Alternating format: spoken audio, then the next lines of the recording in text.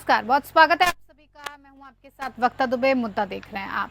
Bharat Hong Kong जैसा विश्व स्तरीय शहर बनाने के प्रोजेक्ट पर काम कर रहा है और इस मेगा प्रोजेक्ट को अंडमान निकोबार द्वीप समूह के आखिरी छोर तक बनाया जाना है। केंद्र सरकार की महत्वाकांक्षी परियोजना ग्रेट निकोबार प्रोजेक्ट के जरिए भारत की आर्थिक विकास रफ्तार पकड़ेगी और सुरक्षा के लिहाज से भी ये प्रोजेक्ट काफी अहम होगा। इसके जरिए भारत हिंद महासागर में चीन के खतरनाक मंसूबों पर नकेल कस सकेगा। लेकिन इस प्रोजेक्ट को लेकर पर्यावरणविद संशयित हैं और उन्हें लगता है कि ग्रेट निकोबार प्रोजेक्ट से इस इलाके का पर्यावरण तबाह हो जाएगा। और प्रधानमंत्री मोदी की इस महत्वाकांक्षी परियोजना को लेकर कांग्रेस ने भी अब विरोध जता दिया है। भारत का हांगकांग माने जाने वाले इस प्रोजेक्ट को लेकर कांग्रेस का कहना है कि इसके बनने से पर्यावरण के साथ साथ इलाके के आदिवासियों पर भी खतरा है। इसी पर बातचीत करेंगे, खास मेहमान हमारे साथ जुड़ेंगे, लेकिन उससे पहले एक रिपोर्ट पेश है।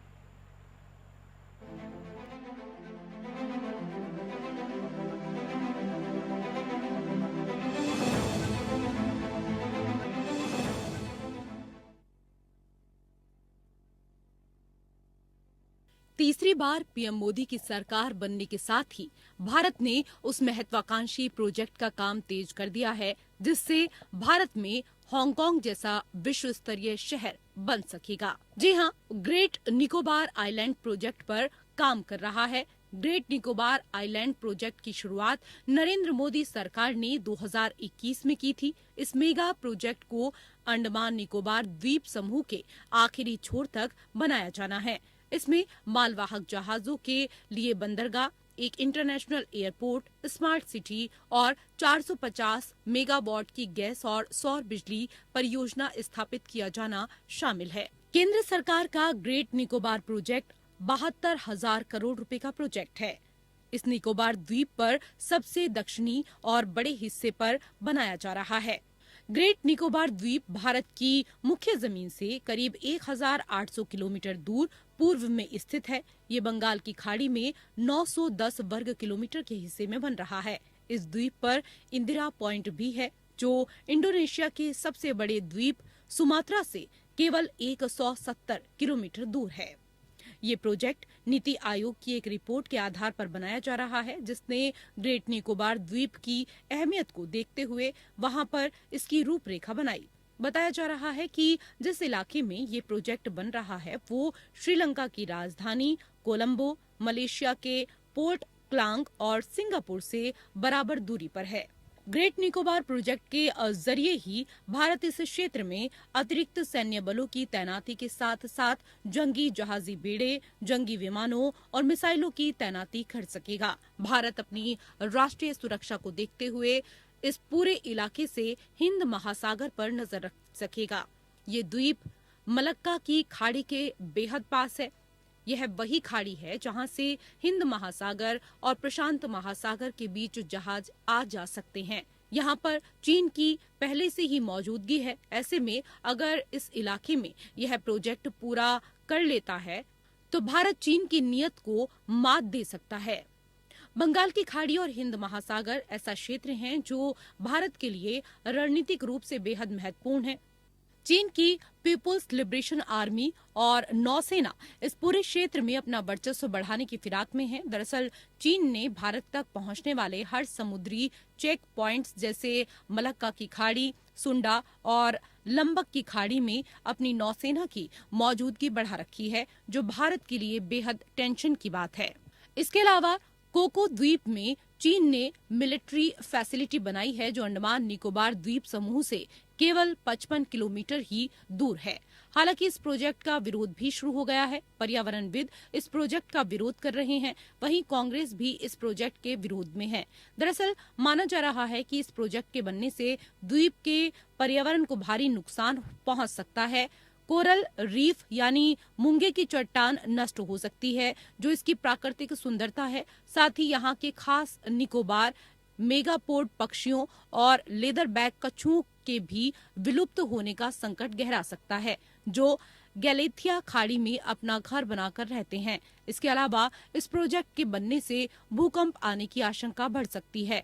बताया जा रहा है कि इस प्रोजेक्ट के बनने से करीब 10 लाख पेड़ों की बलि दी जाएगी, जो वहां बड़ा पर्यावरण संकट बन सकता है। इसके अलावा पहले से लुप्त होने के संकट से जूझ रही शोपेन और निकोबारी जनजाति पर विलुप्त होने का खतरा मंडरा रहा है। इसकी संख्या महज सैकड़ों में ही है। शोपेन जनजाति तो आज भी शिकार करके ही जीवन यापन करती है। ये आधुनिक दुनिया से कोसों दूर है। यह प्रोजेक्ट फॉरेस्ट राइट्स एक्ट 2006 का खुला उल्लंघन भी माना जा रहा है। इसके तहत जनजाति ही यहाँ के जंगलों की असल मालिक है। इस जनजाति की आबादी केवल 300 ही बची हुई है।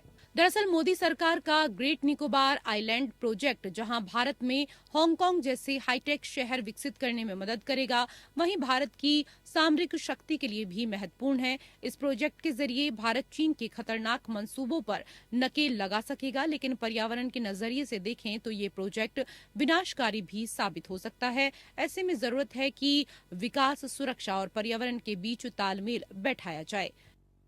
Bureau report, APN।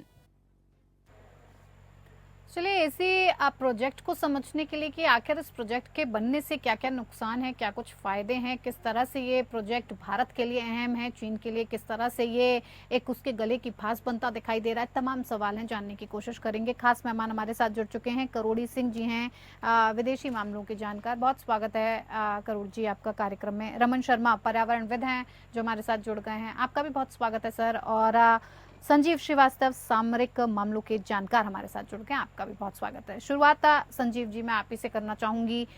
सबसे पहले तो हम यही जानना चाहेंगे कि आखिर ये प्रोजेक्ट जिसको कहा जा रहा है, ये प्रोजेक्ट है क्या कुछ, इसकी चुनौतियां क्या कुछ रहेंगी, भारत के लिए ये प्रोजेक्ट कितना अहमियत रखता है, कितना महत्वपूर्ण है।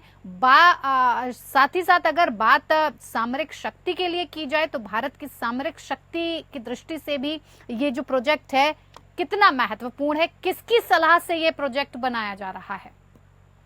देखिए वक्ता जी, सबसे पहले तो मैं ये कहूँगा कि जो अंडमान निकोबार का जो पूरे द्वीप समूह है वो भारत के लिए सामरिक रूप से भी बहुत अधिक महत्वपूर्ण है। जिस तरीके से पूरे इंडियो पैसिफिक रीजन में चाइना अपने दबदबे को बढ़ाने के लिए अनेक तरीके की वहां पर साजिशें रच रहा है, वो आर्टिफिशियल आइलैंड्स बना रहा है, अपने जो भारत के जो छोटे पड़ोसी राष्ट्रों में अपने जो मिलिट्री एक्टिविटीज को बढ़ा करके वो भारत को स्ट्रिंग ऑफ पर्ल्स की रणनीति के तहत जिस तरह से वो घेरने की कोशिश कर रहा है, साथ ही साथ चाहे वो पैसिफिक ओशन हो चाहे इंडियन ओशन हो, वहां पर वो freedom of navigation, freedom of over flight इत्यादि के लिए बाधाएं खड़ी कर सकता है। अब जानते हैं कि साउथ चाइना सी में तो वो एकाधिकार का दावा करता है। तो ऐसे में जो पूरे अंडमान निकोबार का जो महत्व है वो भारत के लिए जैसा कि मैंने कहा सामरिक रूप से भी बहुत बढ़ गया है। और ये जो ग्रेटर निकोबार प्रोजेक्ट है ये 2021 में इसकी भारत के मोदी सरकार ने, केंद्र सरकार ने इसकी शुरुआत की थी। 72,000 करोड़ रुपए का ये प्रोजेक्ट है। 910 वर्ग किलोमीटर के बड़े क्षेत्र में ये प्रोजेक्ट बन रहा है और जाहिर है कि इस प्रोजेक्ट के कंप्लीट हो जाने के बाद इस पूरे परिक्षेत्र का जो अपना एक उत्थान और विकास तो होगा ही, साथ ही साथ मेरा ऐसा मानना है, मेरा ऐसा स्पष्ट विश्वास है कि भारत की जो सरकार है वहाँ के जो पर्यावरण संबंधी जो विषय हैं उसको भी बिल्कुल ध्यान में रखते हुए, उसके साथ एक संतुलन साधते हुए वहाँ की जो नेटिव सिटीजन्स हैं उनको भी किसी तरीके की ज्यादा असुविधा न हो, उनके जीवन स्तर में कोई दखल अंदाजी बड़ी न हो, सारी बातों का ध्यान में रखते हुए भारत की सरकार इस प्रोजेक्ट को पूरा करेगी। चाइना आप जानते हैं कि कोको आइलैंड जो म्यांमार में है वो मात्र 55 किलोमीटर दूर है इससे, वहां पर वो किस तरीके की अपनी जो साजिशें भारत के विरुद्ध रच रहा है। और जाहिर है कि भारत के जो इतने बड़े सामरिक जो महत्व के जो क्षेत्र में भारत यदि इनका विकास नहीं करता है तो जाहिर है कि भारत के लिए चुनौतियां बढ़ सकती हैं। और मेरा ऐसा मानना है कि ये एक बेहद शानदार इनिशिएटिव है और ये जाहिर है कि भारत के सामरिक जैसे कि महत्व को ध्यान में रखते हुए महत्वपूर्ण है। भारत का जो पूरे इंडो पैसिफिक रीजन में एक रूल्स बेस्ड ऑर्डर को बनाए रखने की जो एक संकल्पबद्धता है वो इसको भी दर्शाता है। यद्यपि कि 1800 किलोमीटर दूर है ग्रेटर भारत की मुख्य जो टेरिटरी से, लेकिन फिर भी ये इस भारत के जो पूरे इंडियन ओशन रीजन में जो एक भारत का एक जो समग्र और बड़ा जो प्रभुत्व है, जो भारत का जो एक प्रभाव है, वो उसको भी दर्शाता है। और भारत अपनी जो इंफ्रास्ट्रक्चर्स हैं, अपनी टेरिटरीज में लगातार उसको मजबूत करके जाहिर है कि इस बात का एश्योरेंस पूरे इंडो पैसिफिक रीजन के राष्ट्रों को देना चाहता है कि भारत अपनी पूरी ताकत के साथ, पूरी सामरिक और आर्थिक ताकत के साथ इस क्षेत्र में रूल्स बेस्ड ऑर्डर को बनाए रखने के लिए संकल्पबद्ध है। यदि कोई राष्ट्र यहाँ पर चुनौतियां प्रस्तुत करने की कोशिश करेगा तो भारत हर एक चुनौती से मुकाबला करने के लिए अपने आप को तैयार करके रखा हुआ है। तो मेरा मानना है कि ये जो ग्रेट निकोबार प्रोजेक्ट है ये बहुत ही अहम है और भारत इसके कंप्लीशन के लिए और इसके समयबद्ध तरीके से पूरे होने के लिए संकल्पबद्ध है। जाहिर है कि यहाँ पर अनेक प्राकृतिक संसाधन भी हैं, इससे भारत को आर्थिक लाभ भी होगा और भारत को आर्थिक क्षेत्र में भी इससे जो निसंदेह फायदा होने जा रहा है। बिल्कुल। करोड़ी सिंह जी, देखिए सामरिक तौर पर किस तरह से महत्वपूर्ण है, चुनौतियां क्या रहेंगी, ये तो साफ तौर पर संजीव जी ने बता दिया, लेकिन अगर रणनीतिक रूप से बात की जाए इस क्षेत्र की तो ये कितना महत्वपूर्ण दिखाई देता है भारत के लिए। और सबसे बड़ी बात है, ये कहा जा रहा है कि भारत अगर ग्रेट निकोबार आइलैंड प्रोजेक्ट को पूरा कर लेता है तो कहीं ना कहीं ये चीन पर नकेल कसने के लिए बहुत बड़ा काम भारत की तरफ से होगा। लेकिन इस प्रोजेक्ट में ऐसा क्या है जो चीन इतना ज्यादा परेशान है, घबरा रहा है और चिढ़ा हुआ नजर आ रहा है? वक्ता जी, जैसा कि आपने प्रारंभ में अपनी रिपोर्ट में डिटेल्स बातें बताई हैं और मुझे विश्वास है कि निश्चित रूप से इसकी फिजिबल स्टडी और वायबिलिटी स्टडी हुई होंगी। और आपने बताया कि ये हांगकांग बनाने जा रहे हैं।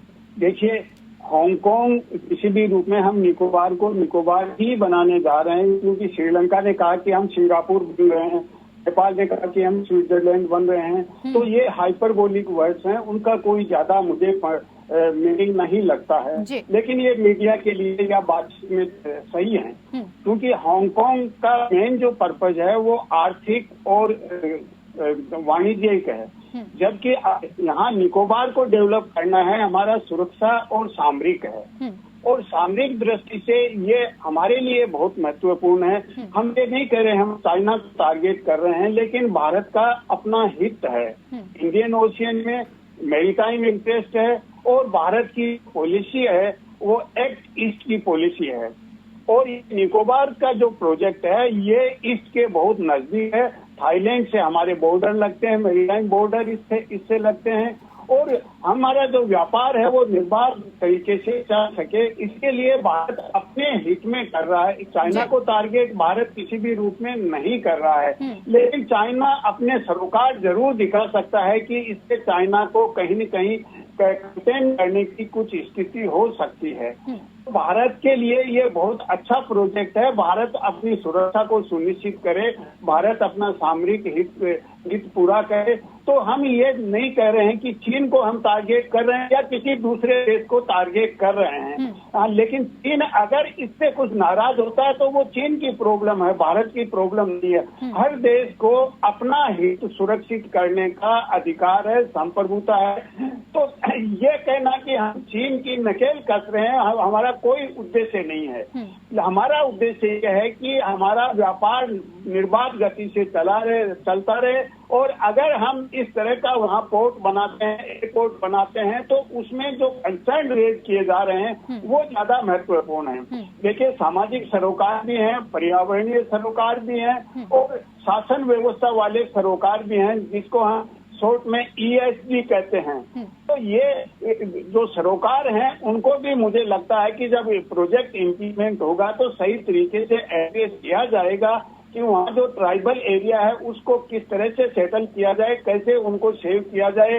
एक दूसरा ये है कि ये कैटेस्ट्रोफी प्रोन भी है, क्योंकि पहले भी 20 साल पहले सुनामी इसी एरिया से आई थी। तो अगर उस तरह का कोई डिजास्टर आता है तो हम कैसे अपने आप को बचा पाएंगे? क्या हम वहाँ एनवायरमेंट को डिस्टर्ब करके कहीं डिजास्टर को इनवाइट तो नहीं कर रहे हैं? तो इस तरह का अध्ययन भी भूगोल शास्त्रियों के साथ मिलके हुआ होगा, मुझे नहीं मालूम है, मैंने ऐसा नहीं पढ़ा है अभी कि इस तरह का भी कोई अध्ययन हुआ है। तो हमें सब तरफ से अध्ययन करके फिर इस प्रोजेक्ट को आगे बढ़ाना चाहिए और ये भारत की सुरक्षा के लिए, भारत की रणनीति के हिसाब से बिल्कुल सही है। लेकिन इससे केवल चीन नाराज नहीं होगा, हो सकता है कि दूसरे देश जो हमारे मित्र राष्ट्र हैं, अमेरिका जैसे भी नाराज हों, क्योंकि अमेरिका पहले भी कह चुका है कि Indian ocean does not mean India's ocean. तो भारत को ये गलतफहमी में नहीं होना चाहिए। अमेरिका ने कहा है कि ये भारत का समुद्र है, तो अमेरिका भी इसके बारे में सतर्क है। और अगर भारत और अमेरिका मिलके कहते हैं फ्री, ओपन और rules based order Indian ocean में होनी चाहिए, तो इससे मेरे ख्याल से फ्री एंड ओपन को लेके चाइना को भी विरोध नहीं होना चाहिए। लेकिन चीन और भारत की जिस तरह की प्रतिस्पर्धा है, उसमें एक दूसरे को किसी न किसी रूप में कंटेन करने का प्रयास कर रहे हैं, क्योंकि भारत चाहता है कि ग्लोबल साउथ का नेतृत्व करे, चीन चाहता है कि ग्लोबल साउथ का नेतृत्व करे।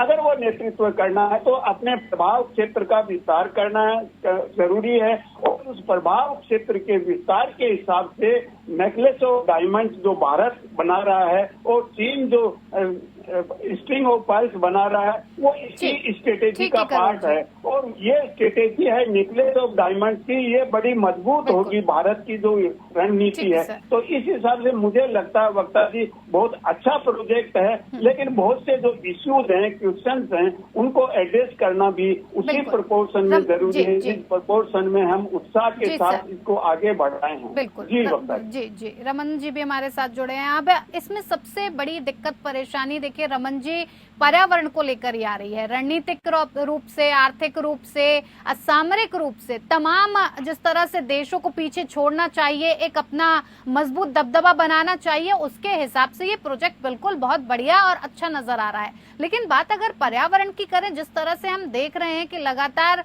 जो गर्मी है भीषण, वो प्रचंड बढ़ती जा रही है, ऐसे में एक बार फिर से हम पर्यावरण के साथ इस तरह का खिलवाड़ करें, 10 लाख पेड़ों की बलि दें, क्या लग रहा है आपको इस प्रोजेक्ट के बनने से किस तरह के खतरे आपको नजर आ रहे हैं? तमाम तरीके की जो दिक्कत परेशानियां इस प्रोजेक्ट के बनने के बाद आएंगी, वो आपको क्या कुछ दिखाई दे रही हैं?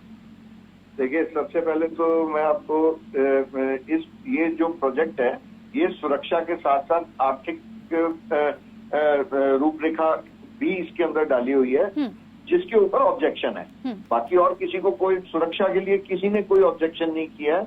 जो डीपीआर है इसकी, उसके अंदर जो व्यावसायिक गतिविधियों के लिए वहां पे जमीन ली जा रही है और जो 10 लाख पेड़ काटे जाने हैं, वो एक बहुत बड़ी चिंता का विषय है, क्योंकि इस एरिया में सुनामी कभी भी आ सकती है।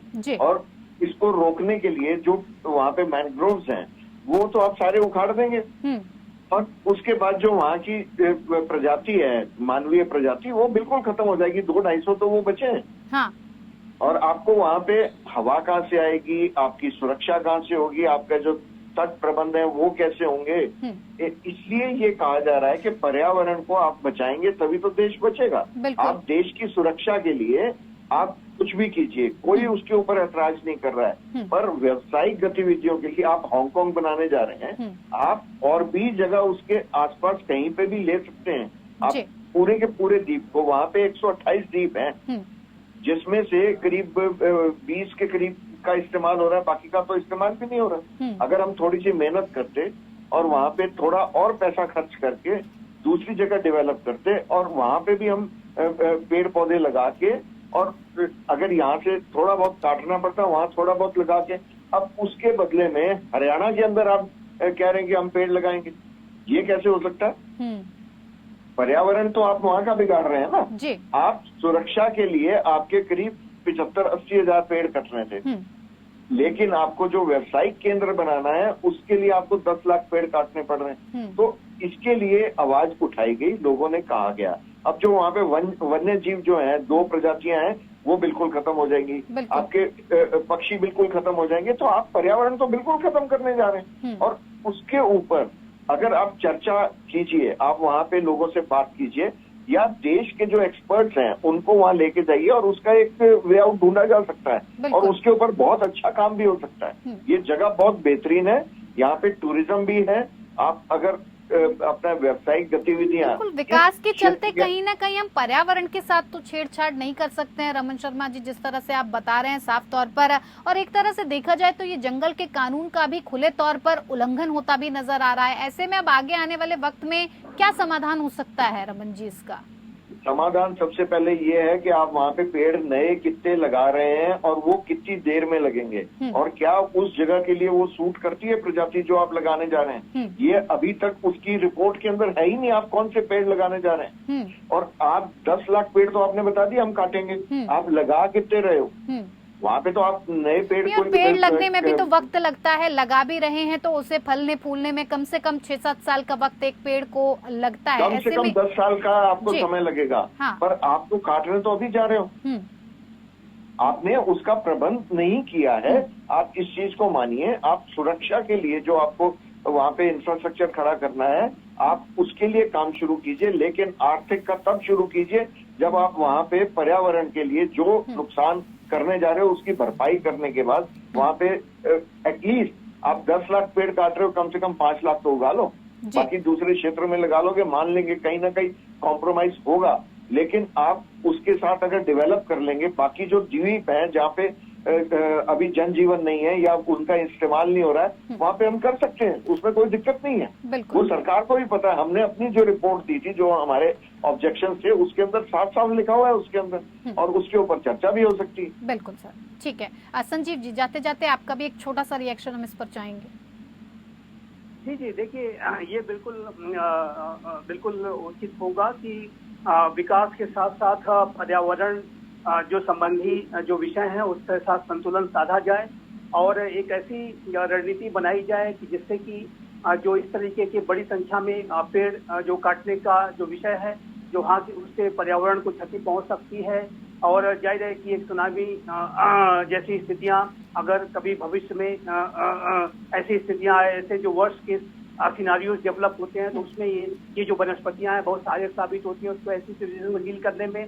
वहाँ की जो लोकल पॉपुलेशन है उसको कैसे सुरक्षित संरक्षित किया जाए ताकि उनका किसी तरह से एक्सटेंशन ना हो, वो उनका अस्तित्व जो है संकट में ना पड़ जाए। तो मेरा ऐसा मानना है कि एक संतुलन को साथ करके चलने की आवश्यकता है। और जैसा कि मैंने कहा कि मेरा विश्वास है कि भारत की जो सरकार है जो कि पर्यावरण संबंधी विषयों पर पूरे विश्व का नेतृत्व कर रही है, वो यहाँ पर पर्यावरण संबंधी चिंताओं पर भी अपना बराबर ध्यान देगी। जी सर, करोड़ी जी, जाते जाते आपकी भी एक प्रतिक्रिया कुछ कम ही शब्दों में हमें बताइए कि कोई ऐसा समाधान निकल सकता है कि इन 10 लाख पेड़ों को छूने की, इन्हें काटने की जरूरत ना ही पड़े? देखिए, इसके लिए एक प्रॉपर प्लानिंग करनी पड़ेगी, क्योंकि कई बार विकास संबंधी उद्देश्य, सामाजिक उद्देश्य, पर्यावरणीय उद्देश्य, राजनीतिक उद्देश्य, इनमें टकराहट होता है, हमेशा नहीं होता है। तो वो संतुलन बनाया जा सकता है और पेड़ लगाने का काम प्रायोरिटी पे लेना चाहिए और ऐसी जगह पेड़ लगाए जाएं जिनको भविष्य में काटना नहीं पड़े। लेकिन जैसा कि हमारे पर्यावरण साहब ने बताया कि उसके साथ कॉमर्शियल दूसरी एक्टिविटीज होंगी, इसको डेवलप करने के साथ साथ उनसे हालात और खराब हो सकते हैं। तो इसके लिए निश्चित रूप से सरकार ध्यान देगी। हमारे पर्यावरण के जो एक्टिविस्ट हैं या दूसरे सामाजिक सक्रिय कार्यकर्ता हैं, वो निश्चित रूप से इन सवालों को उठाएंगे और इस पे मंथन होके कोई सार्थक कार्यवाही की जाएगी और उसी के आधार पे विकसित किया जाएगा। लेकिन एयरपोर्ट बनाना और पोर्ट बनाना, ये दो प्रोजेक्ट हैं, ये बहुत अच्छे हैं, लेकिन उसके साथ एक्सपेंड कितना करे, वुमेन सेटलमेंट कितना हो और वहाँ का जीव-जंतु और वहाँ के लोग हैं जो ट्राइबल्स हैं उनको कैसे प्रोटेक्ट किया जाए, इसके लिए एक प्रॉपर प्लानिंग होना बहुत जरूरी है। और इसके लिए निश्चित रूप से सरकार संवेदनशील तरीके से काम करेगी और कोई न कोई रास्ता निकल आएगा। मिलजुल के सभी पर्यावरणविद और सामाजिक कार्यकर्ता और राजनेता और प्रशासनिक अधिकारी सब मिलकर। करोड़ी जी, बहुत बहुत धन्यवाद। आप सभी मेहमानों का बहुत बहुत धन्यवाद, आप हमारे साथ जुड़े और तमाम जानकारी इस विषय से जुड़ी हुई हमारे दर्शकों तक पहुंचाई। मुद्दा में फिलहाल इतना ही। नमस्कार।